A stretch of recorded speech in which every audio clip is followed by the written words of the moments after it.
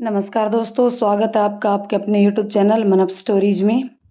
दोस्तों, ये कहानी चल रही है, ये बंधन अब ना छूटेगा और इसके 8 पार्ट अपलोड हो चुके हैं। ये 9वां पार्ट है। दोस्तों, कहानी पसंद आए तो कहानी को लाइक शेयर करें और चैनल पर नए हैं तो चैनल को सब्सक्राइब ज़रूर करें। साथ ही साथ कमेंट करके बताएं कि कहानी आपको कैसी लग रही है। तो चलिए स्टार्ट करते हैं। कबीर और ऊषा फ्लाइट से स्विट्ज़रलैंड पहुंच जाते हैं और एयरपोर्ट से टैक्सी लेकर सीधे अपने होटल पहुंचते हैं। कबीर ने पहले से ही रेडिशन ब्लू होटल का रूम बुक किया हुआ था। होटल के सामने पहुंचकर ऊषा होटल को देखते ही उसकी आंखें फटी की फटी रह जाती हैं। ऊषा बहुत खुश होती है। दोनों अपने रूम में पहुंचते हैं। 7.5 घंटे की फ़्लाइट और घंटे भर टैक्सी का सफ़र करके दोनों बहुत थके हुए होते हैं, तो दोनों ही फ्रेश होकर आराम करने की सोचते हैं। बाहर बर्फ़बारी हो रही थी और होटल के अंदर ऊषा और कबीर एक दूसरे के साथ सुनहरे पल बिता रहे थे। कबीर ने 5 दिन का पूरा प्लान बनाया हुआ था। कब कहाँ जाना है, क्या करना है, सब। होटल एक झील के किनारे था। ऊषा अपने रूम की खिड़की से उस झील का नज़ारा देखते हुए मंत्रमुग्ध हो रही थी। सूरज की हल्की रोशनी जब झील के पानी में गिर रही थी तो आसपास की जमी हुई बर्फ़ चांदी की तरह चमक रही थी और गुलाबी ठंड में उसको बड़ा ही आनंद आ रहा था। ऊषा, यूं ही लोग इसे धरती का स्वर्ग नहीं कहते, यह तो वाकई स्वर्ग जैसा स्थान है। Thank you so much Kabir, तुम इतनी खूबसूरत जगह घुमाने के लिए लेकर आए हो, कहकर ऊषा कबीर के गले लग जाती है। कबीर ऊषा के बालों में हाथ फेरते हुए, अभी तुम्हारे लिए और भी बहुत सारे सरप्राइज बाकी हैं, देखती जाओ होता है क्या। दिन भर आसपास की जगह घूमने के बाद शाम को कबीर ने ऊषा के लिए एक सरप्राइज प्लान किया हुआ था। जैसे ही दोनों घूम कर वापस आए, कबीर ने कहा, ऊषा तुम रूम में चलो, मैं अभी आता हूँ। ऊषा अपने रूम में जाती है और टॉवल लेकर वॉशरूम चली जाती है। हाथ मुंह धोकर जब तक बाहर आती है तब तक कबीर भी आ चुका होता है। कबीर, मुझे बहुत भूख लगी है, तुम भी जल्दी से हाथ मुंह धोकर आ जाओ, फिर हम खाना खाएंगे। ऊषा ने सोफे पर बैठते हुए कबीर से कहा, ओके, बस मैं यूं गया और यूं आया, कहकर कबीर भी टॉवल लेकर वॉशरूम की तरफ चला जाता है। ऊषा अपने मोबाइल की स्क्रीन को कुछ देर तक स्क्रॉल करके व्हाट्सएप वगैरह चेक करके वापस स्क्रीन लॉक कर देती है और मोबाइल को साइड में रख देती है। जब तक कबीर आता है, मैं खाना ऑर्डर कर देती हूँ। फिर सोचती है कबीर को पता नहीं क्या खाना है, तो ऐसा करती हूँ मैं वेट ही कर लेती हूँ। कबीर फ्रेश होकर बाहर आता है तो उषा तुरंत उठ खड़ी होती है और डाइनिंग एरिया की तरफ जाकर लाइट ऑन करती है, मगर वहाँ की लाइट ऑन नहीं होती। उषा मन ही मन, इस लाइट को भी अभी ही जाना था, मेरा तो यहाँ भूख के मारे बुरा हाल हो रहा है।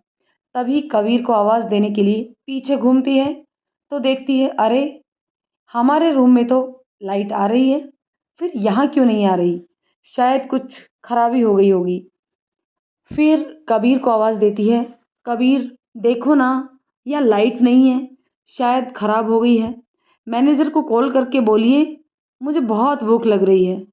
Kabir, relax baby. कबीर ऊषा की आंखों पर पट्टी बांध देता है। ये क्या कर रहे हो कबीर, जब तक मैं ना बोलूं ये आंखें मत खोलना। और ऊषा को पकड़कर बाहर ले जाता है। बस 2 मिनट यहीं रुक जाओ। 2 मिनट बाद कबीर ऊषा को पकड़कर वापस डाइनिंग एरिया में लेकर जाता है और डाइनिंग टेबल की कुर्सी खींचकर उस पर ऊषा को बिठा देता है और ऊषा की आंखों की पट्टी खोलता है। जैसे ही ऊषा आंखें खोलकर देखती है तो कमरे के कोनों में जुगनू जगमगा रहे थे, जिससे कमरे में बहुत ही हल्का सा उजाला हो रहा था। ऊषा जगमगाते जुगनुओं को देखकर खुशी से उछलने लगती है। वाह कबीर, ये कितने अच्छे लग रहे हैं। तभी अचानक वापस अंधेरा हो जाता है और कुछ सेकंड के बाद बहुत ही खूबसूरत कलरफुल कैंडल्स जगमगाने लगती हैं। कैंडल्स की रोशनी में ऊषा देखती है कि डाइनिंग टेबल को भी बहुत ही खूबसूरती से सजाया गया है। डाइनिंग टेबल पर गुलाब के फूलों से आई लव यू लिखा हुआ था और बहुत ही खूबसूरत कलरफुल कैंडल्स की सहायता से ऊषा लिखा हुआ था। बहुत ही शानदार खुशबू आ रही थी। पूरे कमरे में कलरफुल लाइट थी जो बिल्कुल हल्की रोशनी दे रही थी। हल्का सा म्यूजिक माहौल को और भी खुशनुमा बना रहा था। इन सब को देखकर ऊषा कबीर को गले से लगा लेती है।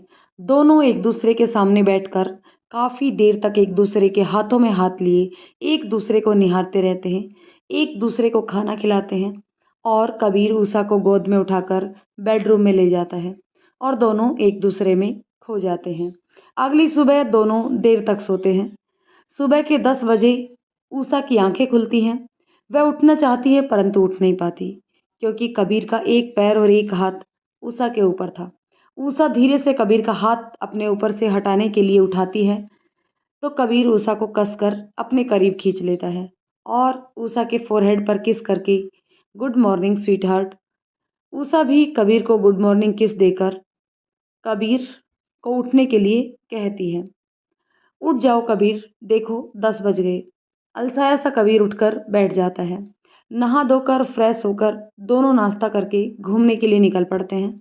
दोपहर में लंच का टाइम, वह किसी अन्य होटल में लंच करने के लिए डाइनिंग एरिया में पहुंच जाते हैं और लंच करने के बाद ऊषा कबीर से, कबीर मुझे तो आइसक्रीम खानी है।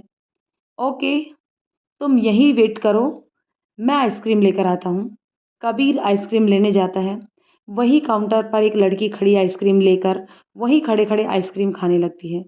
कबीर उसके साइड में होने का इंतजार करता है परंतु उस लड़की को पता ही नहीं होता कि उसके पीछे कोई और भी खड़ा है जो उसके हटने का इंतजार कर रहा है। Kabir, excuse me, side please. लड़की को शायद सुनाई नहीं दिया। आइसक्रीम वाला, मैडम आप प्लीज़ साइड में हो जाइए और उधर होकर के आइसक्रीम खा लीजिए। देखिए आपके पीछे भी कस्टमर खड़े हैं। लड़की साइड में होते हुए पीछे मुड़कर sorry for this Kabir, it's okay कहकर लड़की की तरफ देखता है। लड़की उसे कुछ जानी पहचानी सी लगती है। इधर लड़की जब कबीर की तरफ देखती है तो उसे भी जाना पहचाना सा लगता है। वह कबीर को घूर कर देखती है और कहती है, हे यू आर कबीर। कबीर, हाँ छवि, तुम यहाँ क्या कर रही हो? अरे यही तो मैं तुमसे पूछ रही हूँ कबीर, तुम यहाँ क्या कर रहे हो? कबीर, वेट ए सेकंड। कबीर आइसक्रीम लेकर साइड में आ जाता है और छवि को बताता है कि मैं तो यहाँ 4-5 दिन की फैमिली ट्रिप पर आया हूँ, पर तुम तो बताओ, तुम यहाँ क्या कर रही हो? कबीर, मैं भी अपने काम के सिलसिले में यहाँ आई हुई हूँ। आई थी तो मैंने सोचा क्यों ना काम हो जाने के बाद घूमना करना हो जाए, तो इसलिए मैंने 2 से 3 दिन का ट्रिप प्लान कर ली थी। ओके, चलो अच्छा है, इतने दिनों बाद ही सही, कम से कम हम मिल तो लिए। चलो मैं तुम्हें अपनी वाइफ से मिलवाता हूँ। यह है मेरी वाइफ ऊषा और ऊषा ये है छवि। ऊषा, तुम्हें याद हो तो मैंने एक बार तुम्हें छवि के बारे में बताया था, मेरी बचपन की दोस्त, और हमने साथ में कॉलेज किया था। छवि और ऊषा एक दूसरे से मिलते हैं। कबीर, ये आइसक्रीम खा लो वरना ये पूरी पिघल जाएगी। वहीं बैठकर तीनों आइसक्रीम खाते हैं। क्या तुम इसी होटल में रुकी हो? कबीर ने छवि से पूछा। हाँ कबीर, क्या तुम भी? नहीं, हम तो रेडिशन ब्लू होटल में रुके हुए हैं। यहाँ तो बस हम लंच के लिए आए थे। छवि, तुम भी यहाँ घूमने आई हो और हम भी। तुम अकेली हो तो तुम चाहो तो हमें कंपनी दे सकती हो।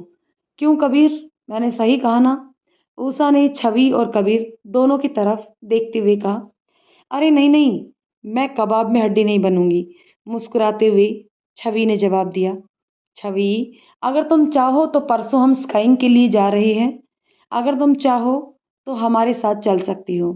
देखो, कल तो हमारा कहीं भी जाने का कोई प्लान नहीं है। कबीर ने छवि की तरफ देखते हुए कहा। ओके, अगर आप लोगों को सही लगे तो परसों हम साथ में स्काइंग करेंगे। वैसे भी कल तो मेरी एक अर्जेंट मीटिंग है जिसके लिए मैं यहाँ आई थी, तो कल मैं वहीं जाने वाली हूँ। ओके, तो फिर परसों मिलते हैं। ऊषा और कबीर दोनों होटल से निकलकर म्यूजियम देखने के लिए चले जाते हैं। छवि अपने रूम में आराम करने चली जाती है। शाम को ऊषा और कबीर अपने होटल में आ जाते हैं। डिनर करके सोने चले जाते हैं। अगले दिन करवा चौथ का दिन। आज करवा चौथ के व्रत की वजह से उनका कहीं भी घूमने का प्लान नहीं था।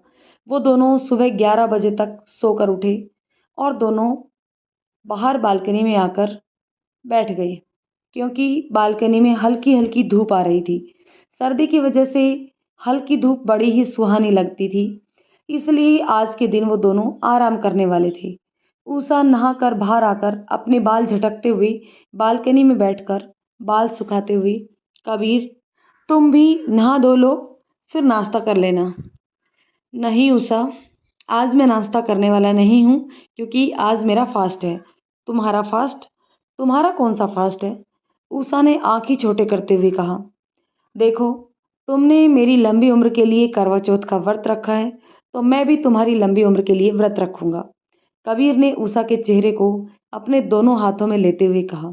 "कबीर, तुम जिद मत करो, खाना खा लो, दिन भर भूखे नहीं रह पाओगे।" उषा ने कबीर का हाथ पकड़ते हुए कहा।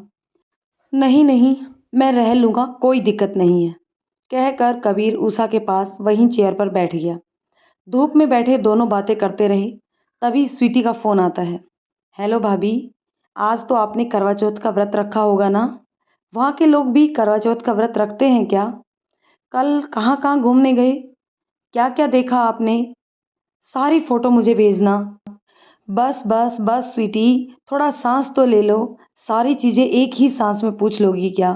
कहते हुए उषा हंसने लगी। "हाँ स्वीटी, मैंने करवा चौथ का व्रत रखा है, और हाँ, तुम्हारे राजा भाई ने भी करवा चौथ का व्रत रखा है। कह रहे हैं कि मैं भी पूरे दिन भूखा रहूँगा, और हम सारी फ़ोटो तुम्हें भेज देंगे। भाभी, आज भैया आपको क्या गिफ्ट देने वाले हैं, मुझे ज़रूर बताना।" दोनों ननद भाभी एक दूसरे से प्यार भरी बातें करती हैं, और फिर काफ़ी देर बाद बात करने के बाद स्वीटी, "ठीक है भाभी, अब एक बार भाई से बात करवाना।" उषा कबीर को फ़ोन दे देती है। "कबीर, कैसी हो स्वीटी? आराम से हॉस्टल पहुंच गई ना?" "हाँ भाई, भाभी के लिए सरप्राइज़ प्लान किया या नहीं?" "हाँ स्वीटी, सब रेडी है।" "ओके भाई, अब मैं फ़ोन रखती हूँ। हाँ, वहाँ की सारी फ़ोटो मुझे ज़रूर भेजते रहना। Okay, bye, bye, take care." शाम को वापस कबीर ने एक और सरप्राइज़ प्लान किया हुआ था उषा के लिए। तो दोस्तों, मिलते हैं कल की वीडियो में उस नए सरप्राइज़ के साथ। वीडियो कैसी लगी कमेंट करके ज़रूर बताइएगा। कहानी पसंद आई हो तो लाइक शेयर करें। चैनल पर नए हैं तो प्लीज़ चैनल को सब्सक्राइब ज़रूर कर लें। धन्यवाद दोस्तों।